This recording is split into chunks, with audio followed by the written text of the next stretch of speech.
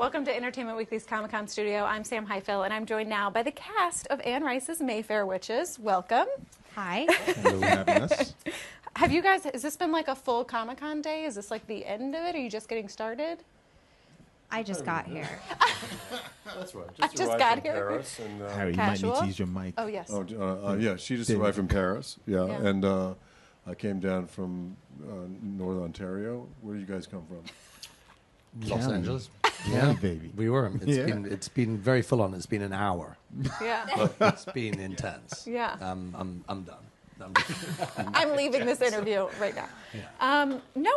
Well, obviously, Mayfair Witches, there's books. Were you all familiar with the books when you came to this? Was anyone like a huge fan, or was this a new thing to you all?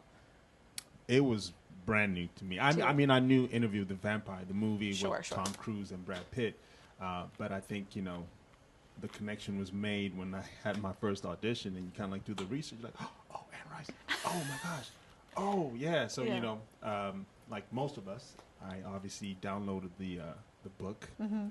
56 hours. 56 hours, Yeah. 1,000+ pages. Casual, yeah. Yeah, that took like 4 months to finish. But that's how I got introduced to the story of and the world of Anne Rice. Yeah. What about you? I was not a huge Anne Rice fan, though I'd seen an Interview with the Vampire, and of course I'd heard all about Anne Rice and everything, and how famous she was and how many books she sold. But upon listening to 9 of the 56 hours, they couldn't get through the whole thing. I was absolutely fascinated by her writing style and her ability to pull you in as an audience into the character development. And that's the great thing about this show, which has been opened up so that the characters can be fully developed over a period of a season. And you can get great stories about witches and love stories and stuff like that. And I'm going to hand it off to you guys for the love story part. Okay? Ooh.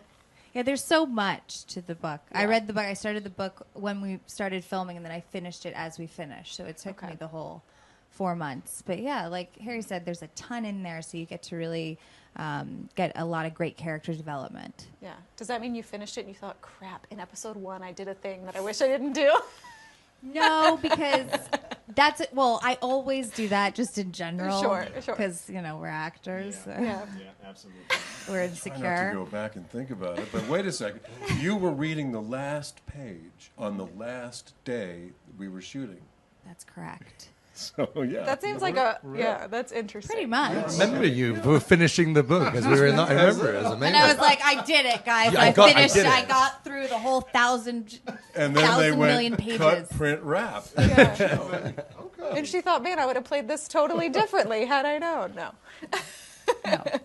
Well, let's talk about all of your characters and give me kind of a rundown. All I know is you're a family patriarch, is what I've read. But what can you tell me about your character? Well, yeah, I'm the old guy. That's true. That's a and different way it has to to put be it. one. I'm also kind of the life of the party. Oh, okay. And I spawn some witches. And, I'd say that Cortland is kind of the glue that holds all these wonderfully powerful women together. Okay. Is that right? Yes. Yeah, pretty much. Fact checked. All right. What about you? I play Cyprian Grieve, Sip, and he works for the Talamasca, and he's a combination of 2 characters, Aaron, and Michael. Okay. And so my responsibility is to, the organization is to monitor the supernatural, and if and when we need to, we intervene depending on how extreme the situation is. So when, Sip meets Rowan, it takes us on this journey of, why is this happening to her? How does this affect me? And what's Lash's story in all of this? So it's kind of like this interesting journey through this tunnel. Yeah. As if life weren't complicated enough. Exactly. There's magic. Yeah. What about Rowan? There's always magic. I'm Rowan Mayfair. I play Rowan Mayfair. I'm Alex Taderio. And thank you. She gets very deep into character. Yeah. And I play, the main witch, which is cool. And I've always wanted to play a witch. I feel like I have the complexion for it. I'm I was ready for it. And I just love Anne Rice. I think it's this fascinating character, and I think there's so much to her and so many layers, and we got to do insane, fun, off-the-wall things. Yeah. Off the wall is right. Yes. It is really interestingly off the wall, which is so great. Yeah. Where are you? I play Lasher, who is, by the way, everyone's got to help me with this because it's so hard to describe. He's a dark entity that is owned by the individual witches and is inherited by their sort of predecessors that go up to Rowan, who's now the 13th witch, and He's like a demon appendage. he is. Oh. It's sweet, no, because in the book it's a very different version of, like, as we said, it's like interpretive. So we're he's only seen or felt and is almost like a channel for these witches to use their power, to channel their power, to expand upon their power, and he definitely has his own ulterior motives, but Sure. yeah, He's like a bad boyfriend. or a really good A one. really good bad boyfriend. Yeah, I like that better. He's a really good bad boyfriend. That's right. So we're dealing in a world that has witches, but also other creatures, it's safe to say, right? Yeah, it's a magical, mystical world. Yeah, I mean, the at the core, it really is about a dysfunctional family, which is also fascinating because and I always think I think there's a lot of magic in life, and a lot of the fun of the show is that it's relatable. We all have people in our family that are different than us, and all these, and you just add a dash of magic, and people are greedy and angry and lustful and jealous and all that stuff, and when you add magic to it, it just brings it to that crazy fun level. Yeah. What is the weirdest piece of direction you all got on this project? Is there anything? Because, I would imagine you're having to, Alex, you want to answer that one?